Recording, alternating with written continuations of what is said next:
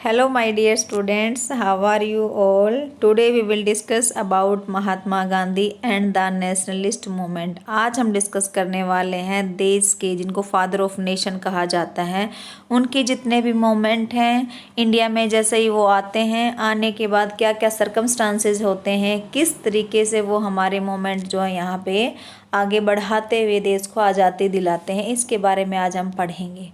ठीक है बेटा, अब ध्यान से देखो। जिस तरीके से इंडिया में गांधी जी का जो रोल इम्पोर्टेंट था, उसी तरीके से इटली के अंदर बेटा एक गैरिबाल्डी लीडर रहे हैं। उन्होंने भी वहाँ पे इटली को एसोसिएट करने में इम्पोर्टेंट रोल प्ले किया था। इसी तरीके से अमेरिका के लिए बेटा किसने किया था? जॉर्ज वाशिंगटन ने किया था। और इसी तरीके से किसी ना किसी कंट्री में गांधी जी होते हैं जो अपने देश को आज़ादी दिलाते हैं, जैसे कि इंडिया में गांधी जी ने दिलाई थी। अब इंडिया कब आते हैं, इंडिया में आने के बाद उनका क्या क्या प्रोसेस रहता है, लेट्स स्टार्ट। देखो बेटा, 1915 के अंदर इंडिया में आते हैं। आपको पता है 9 जैन को जब इन महात्मा गांधी इंडिया आते हैं तो 9 जैन को हम प्रवासी दिवस के रूप में सेलिब्रेट करते हैं और आज भी करते आ रहे हैं। 1915 के अंदर Gandhi ji Mohandas Karamchand Gandhi return to his homeland after 2 decades of residence abroad. 2 decade it means आप 20 या आप कह सकते हो नियर अबाउट 22 ईयर्स के बाद गांधी जी वापस इंडिया आते हैं। और ये जो 2 decades का टाइम पीरियड है बेटा, मोस्टली ये टाइम उन्होंने कहाँ पर स्पेंड किया था? साउथ अफ्रीका में स्पेंड किया। गांधी जी जब वापस आते हैं तो वो एक नॉर्मली पर्सन की तरह इंडिया में नहीं आते, बल्कि एक फेमस लीडर की तरह उनकी एंट्री होती है। और उनको जो महात्मा बनाने वाला है वो कौन है? South Africa. समझ रहे हो? साउथ अफ्रीका में गांधी जी ने नॉन वायलेंट तरीके से वहाँ पे सत्याग्रह चलाए और उन सत्याग्रह में उन्होंने वहाँ के जो अपर कास्ट इंडियंस थे उनको एक तरीके से अलर्ट किया कि वो अपना जो बिहेवियर है किसके लिए, लो कास्ट के लिए और फीमेल के लिए, उसमें डिस्क्रिमिनेशन जो है उसको कम करे। इट मीन्स आप ये कह सकते हो गांधी जी ने साउथ अफ्रीका के अंदर सत्याग्रह चलाए और वो सक्सेस रहे और उन्हीं का इफ़ेक्ट यहाँ पर भी देखा गया। गांधी जी 1915 में वापस आते हैं और यहाँ पे एक क्वेश्चन ये भी आता है कि वो गए कब थे? तो 1893 में वो गए थे, वापस आते हैं 1915 में। जब वो गए थे तब भी इंडिया ब्रिटिश की कॉलोनी थी, वापस आते हैं तब पॉलिटिकल तरीके से कुछ चेंज हो चुका था हमारा इंडिया। लेकिन अब इंडियन कांग्रेस की जो ब्रांचेस थी वो कई शहरों में फैल चुकी थी। स्वदेशी मूवमेंट की वजह से हमारे सामने कुछ हाई टाइप के लीडर आए थे। जैसे कि आप बात कर सकते हो, बाल गंगाधर तिलक कहाँ से थे? महाराष्ट्र से थे। विपिन चंद्र पाल कहाँ से थे? बंगाल से थे। और लाला लाजपत राय कहाँ से थे? पंजाब से थे। 3 मेजर लीडर अलग अलग जगह थे, लेकिन तीनों का एक ही मकसद था कि इंडिया को हम जल्दी से जल्दी आज़ाद करेंगे। इनमें से हमारे सामने कुछ ऐसे लीडर भी हैं जो मॉडरेट थे, जो अंग्रेज़ों के साथ रहकर ही अंग्रेज़ों के हिसाब से चलकर उन्हीं की पॉलिसी के अकॉर्डिंग इंडिया को आज़ादी दिलाना चाहते थे। एक नाम हमारे सामने आता है गोपाल कृष्ण गोखले का, जिनको गांधी जी अपना गुरु मानते हैं। जैसे ही गांधी जी इंडिया के अंदर आते हैं, गोपाल कृष्ण गोखले उनको एक एडवाइस देते हैं कि आपको सबसे पहले ब्रिटिश इंडिया को एक बार ट्रैवल कर लेना चाहिए। यहाँ पे आपको एक बार अपने जो सिटीज़न हैं, अपने जो पीपल हैं, उनसे बातचीत कर लेनी चाहिए पहली बार। अब यहाँ पर देखो, his first major public appearance was at the opening of Banaras Hindu university BHU। Banaras Hindu university की ओपनिंग में पहली बार गांधी जी जो है आम पब्लिक के सामने आते हैं। अब ध्यान से देखना, पहली बार जो है गांधी जी सामने आते हैं। इसमें किन किन को इनवाइट किया गया है? प्रिंसेस, मतलब उस टाइम के जो राजा थे, जो राजकुमार थे, फिलैंथ्रोपिस्ट होता है जो मानव प्रेमी थे, जिन्होंने BHU के लिए क्या दिया था? डोनेशन दी थी, वो सारे यहाँ पे शामिल थे।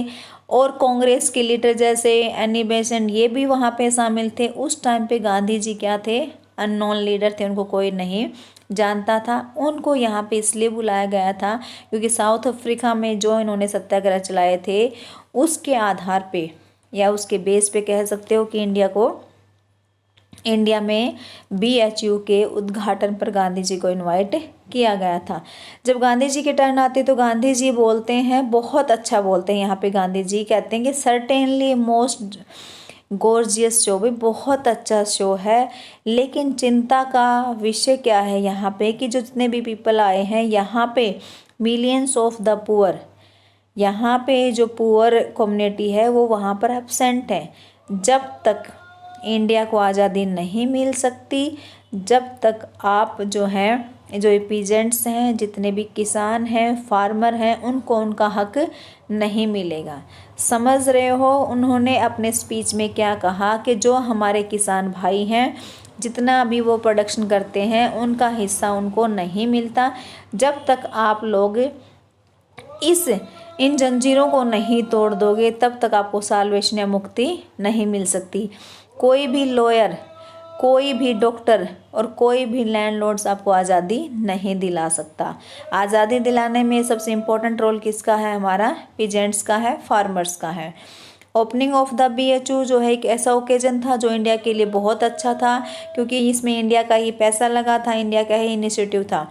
लेकिन यहाँ पे भी गांधी जी किसके बारे में बात करते हैं, सत्याग्रह के बारे में बात करते हैं, नेशनलिज्म के बारे में बात करते हैं। और उन्हीं ने यही बताया हमारे को कि हम अपने देश को जो आज़ादी दिलाना चाहते हैं उसके लिए हमें सबको एक यूनिटी बनाकर क्या करना पड़ेगा, अंग्रेज़ों के खिलाफ लड़ना पड़ेगा। लेकिन किस तरीके से, नॉन वायलेंस तरीके से, क्योंकि वो किसी भी तरीके का वायलेंस नहीं चाहते थे। अब हम देखेंगे बेटा कि किस तरीके से making and making of non cooperation भी गांधी जी जो है अब कुछ देश के लिए करना चाहते हैं, अवेयर हो चुके हैं। अब वो अंग्रेजों के खिलाफ नॉन कोऑपरेशन मूवमेंट स्टार्ट करने वाले हैं। Mahatma Gandhi was to spend much of 1917 in Champaran seeking to obtain for the peasant security of tenure as well as the freedom to cultivate the crops of their choice। अब ध्यान से सुनना, 1917 में चंपारण सत्याग्रह होता है। वहाँ का जो किसान है, एक राजकुमार शुक्ला, गांधी जी से मिलते हैं और उनको बताते हैं कि किस तरीके से जो ब्रिटिश ऑफिसर हैं उनसे फोर्सफुली जो है इंडिगो क्रॉप के लिए उनको मजबूर किया जाता है। अगर वो इंडिगो क्रॉप का कल्टीवेशन करते हैं तो उनकी ज़मीन ख़राब हो जाती है। तो गांधी जी उनको इस चीज़ से आज़ादी दिलाते हैं। देन 1918 में Gandhi ji was involve in the 2 campaign in his home state of Gujarat.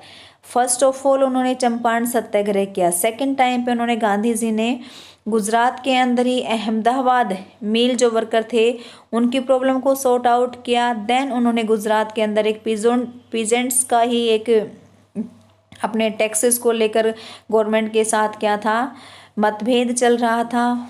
फसल ख़राब हो चुकी है, टैक्सेस वो पे नहीं कर पाते हैं। ये 3 मोमेंट जो है गांधी जी ने बड़े ही अच्छे तरीके से इनको क्या किया, अंग्रेज़ों को बताया कि आपको ऐसा नहीं करना चाहिए। और अंग्रेज़ों को कुछ हद तक ये चीज़ें समझ में भी आई और उनको किसानों का जो टैक्स भी क्या किया, कम किया। दीज इनिशिएटिव्स, ये जितने भी इनिशिएटिव्स थे, चंपारण का, अहमदाबाद का, खेड़ा का, गांधी जी क्या करते हैं, उनको एक नेशनल लीडर बना दिया जाता है। अब 1919 के आसपास गांधी जी के पास एक और मौका आता है जब देश में एक नया कौन सा एक्ट आने वाला होता है, रोल्ट एक्ट आने वाला होता है। इसमें किसी को भी बिना, अगर उसने कोई काम नहीं किया है, कोई भी मतलब गलत काम नहीं किया है, फिर भी उसको क्या कर लिया जाएगा, अरेस्ट कर लिया जाएगा। ये था रोल्ट एक्ट, जिसको काला कानून भी कहते हैं। गांधी जी इसके खिलाफ क्या करते हैं, कार्रवाई करते हैं और ब्रिटिश ऑफिसर उसके बदले में अमृतसर में एक बहुत बड़ा हत्याकांड करते हैं। आप डेट भी नोट कर सकते हो बेटा, 13 अप्रैल की बात है। एक बहुत बड़ा हत्याकांड या तो कह सकते हो हुआ था।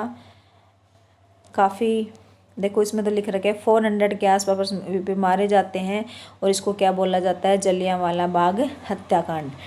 अब गांधी जी क्या करते हैं, एक नेशनल टाइप के लीडर बन चुके हैं। अपने इस सक्सेस की वजह से Gandhi ji non cooperation movement start करते हैं और अपने आसपास जितने भी विलेजर्स हैं, जितने भी रहने वाले हैं, उनको क्या बोलते हैं कि आप किसी भी तरीके से ब्रिटिश गवर्नमेंट को क्या नहीं करोगे, कोऑपरेट नहीं करोगे। स्टूडेंट्स जो है स्कूल जाना छोड़ देते हैं, कॉलेज जाना छोड़ देते हैं, वकील जो है कोर्ट में जाना छोड़ देते हैं। जिसने भी जो भी कोई रिवार्ड अंग्रेजों से ले रखा था वो भी जो है त्याग देते हैं। और साथ साथ में एक खिलाफत मूवमेंट भी स्टार्ट होता है, जिससे हिंदू मुस्लिम दोनों के अंदर यूनिटी बनती है और दोनों ही मिलकर ये लड़ाई लड़ते हैं। इस तरीके से हमने देखा कि गांधी जी ने नॉन कोऑपरेशन मूवमेंट चलाया, लेकिन काफ़ी हद तक ये सक्सेस रहा, 100% सक्सेस नहीं हुआ। उसके पीछे एक रीज़न था, गांधी जी टाइम से पहले इसको वापस ले लेते हैं। अब ये नीटिंग ए पॉपुलर मूवमेंट आप कह सकते हो, किस तरीके से एक पॉपुलर मूवमेंट को बुना जाता है। गांधी जी को ये होप थी कि नॉन कोऑपरेशन जो है, जहाँ पे खलीफा हैं, जहाँ पे हिंदू और मुस्लिम दोनों मिलकर ये लड़ाई लड़ रहे हैं, तो मे भी काफ़ी हद तक ये सक्सेस हो सकता है। अब देखो, students stopped going to school, जाना छोड़ देते हैं, कॉलेज के अंदर जाना छोड़ देते हैं जिनको गवर्नमेंट ब्रिटिश गवर्नमेंट रन कर रही है। लॉयर वही रिफ्यूज़ कर देते हैं कोर्ट में जाना। तो इस तरीके से हम कह सकते हैं 1921 के अंदर 396 स्ट्राइक्स होती हैं। 6 लाख के आसपास वर्कर्स जो है इसके अंदर इन्वॉल्व होते हैं। पीजेंट्स जो है, और यही नहीं, आसपास के एरिया में जो अवध के फार्मर हैं वो भी टैक्स पे नहीं करते हैं। जो कुमायूं वाले हैं वो भी क्या करते हैं, कॉलोनियल ऑफिसर्स के जो लोड को कैरी करने से मना कर देते हैं। इस तरीके से चारों तरफ पीजेंट्स भी, वर्कर भी, अदर एंटरप्रेनर भी, जितने भी थे वो नॉन कोऑपरेशन मूवमेंट को क्या करते हैं, बहुत ज़्यादा मोटिवेट करते हैं और सारे मिलकर अंग्रेजों के खिलाफ लड़ते हैं। इसी के बारे में, नॉन कोऑपरेशन के बारे में महात्मा गांधी का जो एक बायोग्राफर है लुई फिशर, वो क्या कहते हैं, गांधी जी के लिए जो नॉन कोऑपरेशन वर्ड है ये क्या बन गया, एक तरीके से इंडिया के लिए भी उनके लाइफ बन गया है, life of India and of Gandhi ji. अब देखो, नॉन कोऑपरेशन की दो बातें। नॉन कोऑपरेशन बेटा नेगेटिव रहा क्योंकि इसने पीसफुल तरीके से काम नहीं किया, बट ये पॉजिटिव रहा क्योंकि ये इफ़ेक्टिव रहा। इसके बाद हमें ये उम्मीद हो गई थी कि हमारा देश बहुत जल्दी ही आज़ाद हो जाएगा। आगे क्या होता है, रिज़ल्ट ऐसा होता है कि एक इसमें फेब 1922 में यूपी की एक जगह है चोरा चोरी, वहाँ पे कुछ ग्रामीण जो है कुछ पुलिस वालों की हत्या कर देते हैं, या ये कह सकते हैं कि पुलिस थाने को जला देते हैं और नियर अबाउट 20 के आसपास जो है पुलिस वाले मारे जाते हैं। और इससे दुखी होकर गांधी जी जो है इसको वापस से ले लेते हैं। तो इस तरीके से नॉन कोऑपरेशन मूवमेंट काफ़ी हद तक अच्छा रहा, लेकिन एट लास्ट मोमेंट पे गांधी जी जो है नॉन वायलेंस की वजह से इसको वापस ले लेते हैं। इस टाइम पे ध्यान से देखो, during non cooperation movement thousands of Indians were put into jail, काफ़ी लीडर को जेल में डाल दिया गया। गांधी जी को खुद भी मार्च 1922 में अरेस्ट कर लिया गया। और जो वहाँ के जज थे ब्रूमफील्ड, वो कहते हैं कि आप तो वास्तव में एक अच्छे लीडर हो, जनता आपको बहुत अच्छा लीडर मानती है और जो आपके खिलाफ हैं वो भी आपको एक अच्छा लीडर मानते हैं। लेकिन गांधी जी ने अपराध किया था क्योंकि वो लॉ के अगेंस्ट गए थे, इसलिए उनको सज़ा तो बनती ही थी। और लास्ट में ब्रूमफील्ड ने एक बात और भी कही थी, अगर आपकी सज़ा कम हो सकती है और इसको कम करवाने में अगर मेरा कोई योगदान रहा तो मेरे से ज़्यादा कोई भी खुश नहीं होगा। ठीक है, तो इस तरीके से हमने देखा कि गांधी जी जो है नॉन कोऑपरेशन मूवमेंट को किस तरीके से बढ़ावा देते हैं। अब हम बात कर रहे हैं बेटा ए पीपल्स लीडर, मतलब जनता का लीडर कैसे बनता है। हमारे देश के नेता या देश के गांधी जी जनता के लीडर बनते हैं। By 1922 Gandhi ji had transformed Indian nationalism thereby redeem the promise he made in his BHU speech of Feb 1916। Gandhi ji ने जो है हमारे नेशनलिज्म को पूरी तरीके से चेंज कर दिया था और उन्होंने जो वादा किया था 1916 में उसको भी पूरा करने में उन्होंने अपना काम स्टार्ट किया। अब वो कहते हैं कि अब जो ये आंदोलन चल रहा है वो सिर्फ केवल प्रोफेशनल्स और इंटेलेक्चुअल्स का नहीं है, उसके अंदर हमारे हंड्रेड्स ऑफ या थाउजेंड्स ऑफ आर्टिसन रहेंगे, वर्कर रहेंगे और पीजेंट भी शामिल रहेंगे। तो इस तरीके से गांधी जी का जो आंदोलन है वो बड़े ज़ोरों शोरों से चला था, सारे जितने भी सिटीजन थे वो सारे के सारे उसमें शामिल हुए थे। अब देखो they appreciate the fact that वो गांधी जी से जितने भी जो फॉलोअर्स थे वो खुश थे। क्यों? क्योंकि उनको लगता था कि उनकी तरह ड्रेस पहनते हैं, उनकी तरह रहते हैं, उनकी लैंग्वेज में बातें करते हैं। बाकी जो दूसरे लीडर है वरना नहीं तो वो ग्रुप में बैठते हैं और ना ही उनकी तरह बातें करते हैं। अब यहाँ पे गांधी जी की जो पहचान है वो अलग तरीके से है, क्योंकि बाकी जो वेस्टर्न लीडर थे वो वेस्टर्न कपड़े पहनते थे और गांधी जी क्या पहनते थे, अपना वही धोती या ये कह सकते हो खादी से बने हुए कपड़े पहनते थे। और गांधी जी मोस्टली अपना टाइम जो है स्पिनिंग में लगाते थे। चरखे को वो मशीन से ज़्यादा इम्पोर्टेंस देते थे और उनका ये मानना था कि हमें चरखा जो है, चरखे से जो हम धागा बनाते हैं मशीन से बनने वाले धागे से ये बेटर है, क्योंकि इससे हमें क्या मिलता है, वो काम मिलता है जो हमारे हज़ारों मज़दूरों का काम जो एक मशीन छीन लेती है, वो काम अगर हम करेंगे तो हमारा जो लेबर क्लास है उसको क्या मिलेगा, वर्क मिलेगा और वो कभी भी जो है बेरोज़गार नहीं होंगे। तो एक तरीके से हाथ से काम करने पर गांधी जी ज़्यादा फोकस रखते थे।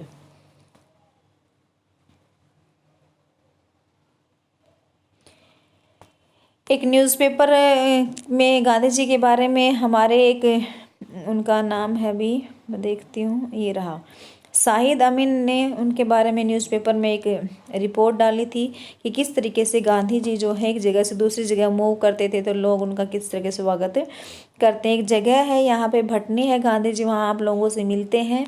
फिर ट्रेन गोरखपुर के लिए निकल पड़ती है, वहाँ पे 15 से 20 हज़ार के आसपास पीपल जो उनका वेलकम करने के लिए होते हैं। और एक बार तो ऐसा स्टेशन होता है बिल्कुल जंगल के मिडल में होता है एक सेंटर, वहाँ पे भी नियर अबाउट 10,000 के आसपास जो है पीपल होते हैं उनका वेलकम करने के लिए।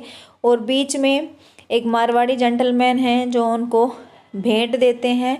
और बाद में तो देखो कितनी अच्छी चीज़ लगी हुई है कि बाद में तो एक शीट को वहाँ पर स्प्रेड कर दिया जाता है और इतना ज़्यादा दान वहाँ पे आता है, जैसे देखो currency notes and coins started draining, जैसे बारिश की बरसात हो रही हो इतने पैसे उनके पास आते हैं। और एक स्थान पे गांधी जी जो है अपनी गाड़ी से बाहर खड़े और लोगों को दर्शन देते हैं। तो इस तरीके से हम कह सकते हैं कि गांधी जी जहाँ भी गए ये न्यूज़ स्प्रेड होती चली गई कि गांधी जी के पास क्या एक मिरेकुलस पावर, एक ऐसी जादुई शक्ति है। कुछ लोगों को ऐसा लगा कि गांधी जी को राजा ने भेजा है अपनी प्रजा के दुख को कम करने के लिए। कुछ लोगों को ऐसा फील हुआ कि गांधी जी यहाँ पे सुपीरियर है किससे, इंग्लिश मोनार्की सिस्टम से, और उनका जो यहाँ पे आना है इट मीन्स जो ये मोनार्की सिस्टम है वो यहाँ से क्या हो जाएगा, भाग जाएगा। और जो गांधी जी के क्रिटिक्स थे वो कहते हैं कि उनके घर जो है मिरेकुलस तरीके से या मिस्टीरियस तरीके से गिर गए थे या उनकी फसलें खराब हो गई थी, ऐसा सिर्फ लोगों का मानना था। गांधी जी को गांधी बाबा, गांधी महाराज और सिंपली महात्मा के नाम से जाने लगा। अब गांधी जी जो है अपने ये कह सकते हैं अपनी पहचान की वजह से जितने भी पुअर थे, पीजेंट्स थे, पर्टिकुलरली जो हैंड से काम करने वाले होते थे, वो सारे के सारे गांधी जी से इंस्पायर हुए थे, क्योंकि उनके लाइफस्टाइल से, उनके चरखे से, या दूसरा कह सकते हैं उनके धोती से। अब गांधी जी क्या चाहते थे कि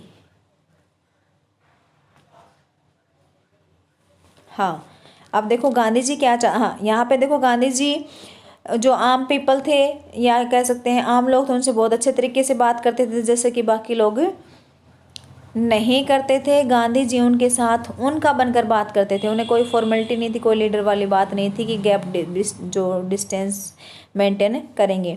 while Mahatma Gandhi mass appeal was undoubtedly genuine and in context of Indian politics without president. वो कहते हैं कि गांधी जी की जो अपील थी आम जनता के सुनो अनडाउटली वो जेन्युइन थी, ठीक है, लेकिन it must also be stress that his success in broadening the basis of nationalism was based on the careful organise. लेकिन जो उन्होंने नेशनलिज्म के लिए क्या था उसको स्पेशल एक ऑर्गेनाइजेशन क्रिएट किया था, तब जाके उनको इस तरह के मूवमेंट करने की क्या मिली थी, इंस्पिरेशन मिली थी। इसके लिए उन्होंने क्या बनाए थे, प्रजा मंडल्स भी बनाए थे। उन्होंने क्या कहा कि अगर हमें जनता को इनसे आज़ादी दिलानी है तो हमें अपने जो स्पीच है वो किस में देने होंगे, मदर टंग में देने होंगे। तो इस तरीके से गांधी जी जो है हमारे इंडिया में जो सोशल ग्रुप्स थे हमारे, उनके अंदर जो ये डिस्क्रिमिनेशन था इसको भी ख़त्म करना चाहते थे। और ब्रिटिश ऑफिसर्स थे उनके जो विचार थे उनको भी थोड़ा सा चेंज करना चाहते थे, क्योंकि कहीं ना कहीं गांधी जी को भी लगता है कि जो ब्रिटिश ऑफिसर है वो पूरी तरीके से गलत नहीं है।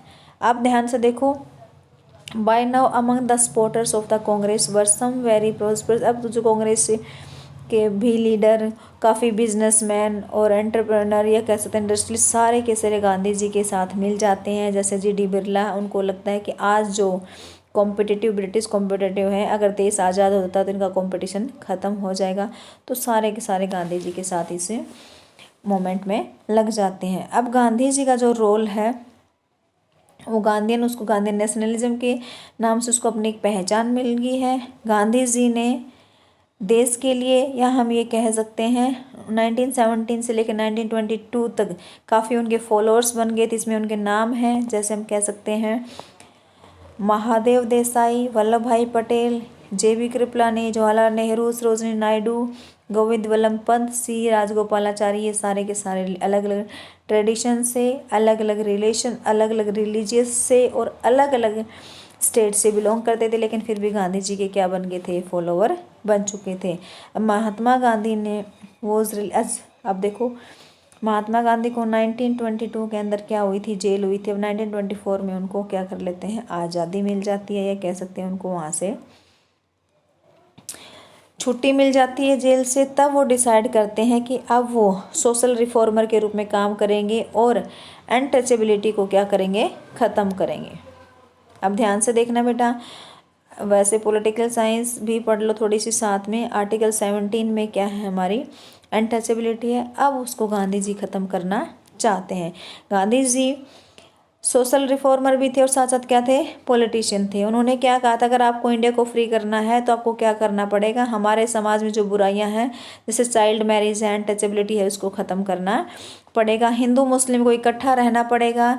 और कई सालों तक हम जो कपड़ा पहनते हैं, जैसे कि जो बाहर से इंपोर्ट किया जाता है, उसकी जगह में किस पे फोकस करना चाहिए, खादी पर फोकस करना चाहिए।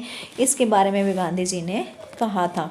तो हमने क्या देखा बेटा, गांधी जी किस तरीके से खादी पर फोकस करते थे, किस तरीके से समाज में जो बुराई फैली हुई थी उस पर फोकस करते थे। कुछ समय के लिए वो क्या रहते हैं बेटा, राजनीति से दूर रहते हैं। अब हम नेक्स्ट पढ़ेंगे